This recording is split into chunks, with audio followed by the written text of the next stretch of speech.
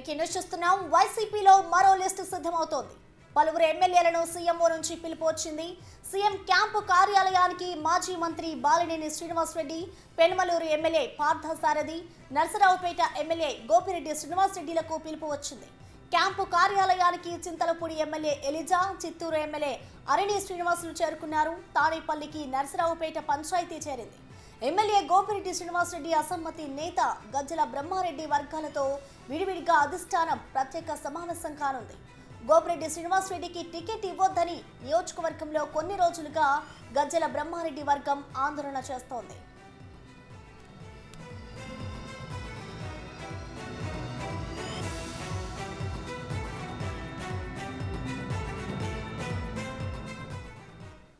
ఇదే అంశానికి సంబంధించిన కంప్లీట్ డీటెయిల్స్ ని మా ప్రతినిధి శివ లైవ్ ద్వారా అందిస్తారు. శివ, చెప్పండి, ఎమ్మెల్యేలకు సీఎం నుంచి పిలుపు రావడానికి గల కారణాలేంటి? పలువురు ఎమ్మెల్యేలను నియోజకవర్గాలకు మార్పుల్లో భాగంగానే పిలిచారనుకోవచ్చా శివ? ప్రసన్న, మొత్తం మీద చూసుకుంటే వైఎస్ఆర్సీపీకి సంబంధించిన ఎమ్మెల్యేలు వరుసగా తాడేపల్లి క్యాంపు కార్యాలయానికి చేరుకుంటున్నారు. మరికొద్ది సేపట్లోనే సీనియర్ నేత మాజీ మంత్రి బాలినేని శ్రీనివాసరెడ్డి ముఖ్యమంత్రి కార్యాలయానికి రాబోతా ఉన్నారు. ఆయనని 3 గంటల సమయంలో రమ్మన్నట్లు కూడా తెలుస్తూ ఉంది. ఇక ఇప్పటికే పశ్చిమ గోదావరి జిల్లా చింతలపూడి ఎమ్మెల్యే ఎలిజా ఇప్పుడే అక్కడ చేరుకోవడం జరిగింది. ఆయనకి ఆల్రెడీ ఇప్పటికే ఆ నియోజకవర్గానికి సంబంధించి వేరే వారిని కూడా ఇన్ఛార్జిగా ప్రకటించడం జరిగింది. ఈ నేపథ్యంలోనే అక్కడ ఆయనకి ఎన్ని భవిష్యత్ కార్యాచరణకు సంబంధించి ఎటువంటి పదవులు ఇస్తారు ఏమిటి అనే దానికి సంబంధించి కూడా ఆయన అధిష్టానంతో చర్చించే అవకాశం కనిపిస్తూ ఉంది. ముఖ్యమంత్రి క్యాంపు కార్యాలయం నుంచి ఆయనకి పిలుపు వచ్చింది. సో ఆయనకి రానున్న ఎన్నికల్లో టికెట్ లేదు కాబట్టి ఎటువంటి విధంగా భరోసా ఇవ్వబోతున్నారు, ఎటువంటి బాధ్యతలు అప్పచెప్పబోతున్నారు అనే దానికి సంబంధించి కూడా సజ్జల రామకృష్ణారెడ్డితో పాటు ముఖ్యమంత్రి కార్యదర్శి ఎవరైతే ఉన్నారో ధనుంజయ రెడ్డి, అలాగే ఉభయ గోదావరి జిల్లాల రీజనల్ కోఆర్డినేటర్ మిథున్ రెడ్డి మాట్లాడే అవకాశం కనిపిస్తోంది. మరోవైపు చిత్తూరు ఎమ్మెల్యే శ్రీనివాసులు కూడా ముఖ్యమంత్రి క్యాంపు కార్యాలయానికి చేరుకోవడం జరిగింది. అలాగే అనంతపురం జిల్లాకు సంబంధించి హిందూపురం, అలాగే అనంతపురం పార్లమెంటు అభ్యర్థుల మార్పులు చేర్పులకు సంబంధించి కూడా అధిష్టానంపై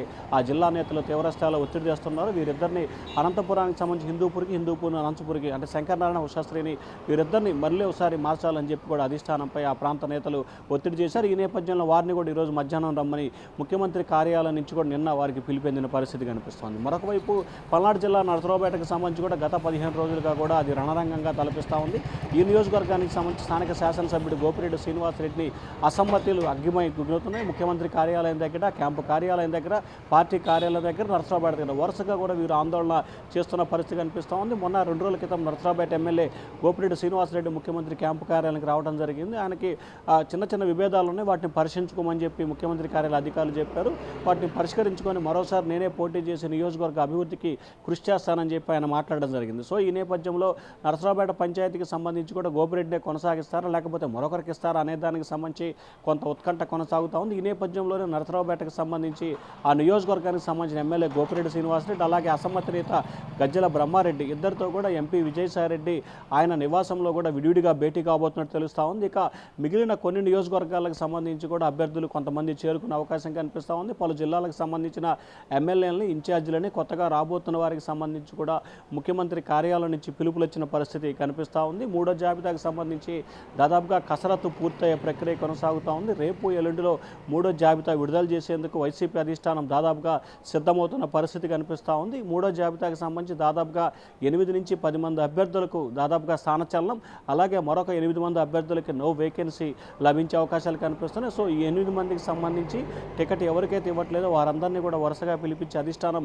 మాట్లాడే ప్రయత్నం చేస్తుంది. వారిని బొజ్జగించడం నచ్చజెప్పే ప్రయత్నం చేస్తూ ఉంది. అప్పటికి వినకపోతే ఇంకా ఆల్టర్నేట్ లేకుండా వదిలేసే పరిస్థితి అయితే కనిపిస్తూ ఉంది. అలాగే పెనమలూరు శాసనసభ్యుడు పార్థసారథికి సంబంధించి కూడా ఆయన ఇటీవల కాలంలో బస్సు యాత్రకు సంబంధించి బస్సు యాత్ర వేదిక మీదగానే ప్రభుత్వ ముఖ్యమంత్రి తీరుపై కొంత అసంతృప్తి ఆగ్రహం చేశారు. ఆయన కూడా 2 రోజుల క్రితం ముఖ్యమంత్రి కార్యాలయంలో సజ్జలతో భేటీ అయ్యారు. ఈరోజు మరొకసారి ఆయన ముఖ్యమంత్రి కార్యాలయానికి రావాలని చెప్పి కూడా పిలుపునిచ్చారు. సో ఆయన వస్తారా రాదా అనే దానికి సంబంధించి కొంత ఉత్కంఠ కొనసాగుతోంది. మరొక వైపు ఇప్పటికే పార్థసారథి టీడీపీ నేత చంద్రబాబుతో భేటీ అయినట్లు కూడా విస్తృతంగా ప్రచారం జరుగుతున్న నేపథ్యంలో పార్థసారథి రాజకీయ భవిష్యత్తు ఏ విధంగా ఉండబోతుంది, అధిష్టానం ఆయనకి ఎటువంటి భరోసా ఇస్తుంది, ఆయన పార్టీలో కొనసాగుతారా లేదా అనే దానికి సంబంధించి ఈరోజు స్పష్టత వచ్చే అవకాశాలు అయితే కనిపిస్తూ ఉన్నాయి. ప్రసన్న, శివ, చూసుకుంటే బాలినేని కూడా పార్టీ హైకమాండ్ తీరుపై అయితే తీవ్ర అసంతృప్తితో కూడా ఉన్నారు. దానికి సంబంధించి కారణాలు ఏంటి? ఇప్పుడు సీఎం క్యాంప్ నుంచి కూడా ఆయనకు పిలుపు వచ్చింది కదా, మరి బాలినేనితో ఎలాంటి చర్చలు జరిపే అవకాశం కనిపిస్తుందంటారు శివ?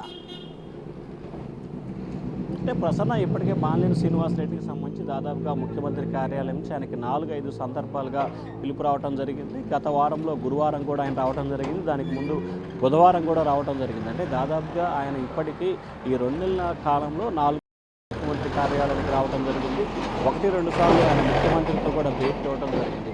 ప్రధానంగా ఒంగోలు అసెంబ్లీ స్థానానికి సంబంధించి బాలినేని తప్పించి బాలినేని గిద్దలూరు పంపించి ఆ ఒంగోలుకు సంబంధించి కూడా టీడీపీ నుంచి వైసీపీలో చేరిన మాజీ మంత్రి సిద్ధా రాఘవరావుకి కానీ ఆయన కుమారుడికి కానీ ఇవ్వాలని చెప్పి కూడా అధిష్టానం ప్రపోజల్స్ సిద్ధం చేస్తూ ఉంది. దీనిలో నచ్చజెప్పే ప్రయత్నం చేసేందుకే బాలినేని పిలుస్తున్నట్లు కూడా సమాచారం అందుతుంది. అయితే బాలినేని మాత్రం తానికి ఒంగోలు అసెంబ్లీ నియోజకవర్గం నుంచే తాను పోటీ చేస్తానని చెప్పి గట్టిగా కూర్చున్నారు. కానీ అధిష్టానం మాత్రం ఆయనకు నచ్చజెప్పే అవకాశాలు కనిపిస్తూ ఉన్నాయి. కానీ మరి అధిష్టానం నచ్చజెప్తే ఆయన మెత్తబడతాడా, శాంతిస్తాడా, లేకపోతే మరొక పార్టీ వైపు వెళ్తారా అనేది కొంత ఆందోళన అయితే అక్కడ కొనసాగుతూ ఉంది. దాంతోపాటుగా కొండేపు నియోజకవర్గం, ఎర్రగొండపాలెం, అలాగే గిద్దలూరు, మార్కాపురం ఈ నియోజకవర్గాలకు సంబంధించి కూడా దర్శి ఈ నియోజకవర్గాలకు సంబంధించి కూడా మార్పులు చేర్పులు జరుగుతున్న నేపథ్యంలో కూడా ఆ నియోజకవర్గాలకు సంబంధించి కూడా బాలినేనితో చర్చించే అవకాశాలు కనిపిస్తున్నాయి. గత వారంలో ప్రకాశం జిల్లాకు సంబంధించిన 8 నియోజకవర్గాలకు సంబంధించిన అభ్యర్థులతో, ఇన్ఛార్జీలతో, అలాగే ఆ జిల్లా అధ్యక్షుడితో బాలినేని, అలాగే ఎంపీ శ్రీనివాసరెడ్డి, ఎంపీ విజయసాయిరెడ్డి వీరంతా కలిసి ఒక సమావేశాన్ని నిర్వహించుకోవడం జరిగింది. ఆ సమావేశంలో కొన్ని అంశాలు, మార్పులు చేర్పులకు సంబంధించి కొన్ని అంశాలకు సంబంధించి సూచనలు, సలహాలు తీసుకోవడం జరిగింది. సో ఈ నేపథ్యంలోనే ప్రకాశం జిల్లాకు సంబంధించిన జాబితాని తుది కసరత్తు చేస్తున్న నేపథ్యంలోనే బాలినేని పిలిచినట్టు తెలుస్తూ ఉంది. దాదాపుగా బాలినేనితో భేటీ ముగిసిన తర్వాత ప్రకాశం జిల్లా జాబితా ఈ 3వ లిస్టులో ఉండే అవకాశాలు అయితే కనిపిస్తూ ఉన్నాయి. శివ, చూసుకుంటే ఇప్పటి వరకు కూడా 3rd లిస్ట్కి సంబంధించి పార్టీ వర్గాలు అయితే ఒక కసరత్తు చేశాయి. కొంతమంది ఎమ్మెల్యేలను, ఎంపీలని అలాగే చేంజ్ చేస్తున్న పరిస్థితి నెలకొంది. అంటే మార్పులు చేర్పులు చేస్తున్నారు. సో ఈ నేపథ్యంలోని 3rd లిస్ట్ రిలీజ్ అయిన తర్వాత 4th లిస్ట్ కూడా రిలీజ్ అయ్యే అవకాశం ఏమైనా కనిపిస్తుందా శివ? అంటే మొత్తం మీద వైఎస్ఆర్సీపీకి సంబంధించి మొత్తం 4 జాబితాలు విడుదలయ్యే అవకాశం కనిపిస్తూ ఉంది. మొదటి జాబితాలో 11 మంది, రెండో జాబితాలో 3 పార్లమెంట్ అభ్యర్థులతో 24 మంది అసెంబ్లీ, మొత్తం 27 మందితో రెండో జాబితా. మూడో జాబితాకి సంబంధించి ఇవాళ రేపట్లో విడుదల చేసే అవకాశం కనిపిస్తూ ఉంది. మూడో జాబితాకి సంబంధించి 8 నుంచి 10 మంది ఎంపీలు, అలాగే 15 నుంచి 20 మంది శాసనసభ్యులతో లిస్టు ఉండే అవకాశం కనిపిస్తూ ఉంది. ఈ లిస్టులో ప్రకాశం జిల్లాకు సంబంధించి, అలాగే 1-2 మార్పులు చేర్పులు నెల్లూరు జిల్లాకు సంబంధించి, అలాగే గుంటూరు జిల్లా, దాంతోపాటుగా పశ్చిమ గోదావరి జిల్లా, మరికొన్ని రాయలసీమకు సంబంధించి ఉండే అవకాశం కనిపిస్తూ ఉంది. దాదాపుగా 3వ జాబితా ఉంటుంది. అలాగే 4వ జాబితా కూడా ఫైనల్ జాబితా. సంక్రాంతి తర్వాత 4వ జాబితా ఉండే అవకాశాలు కనిపిస్తున్నాయి.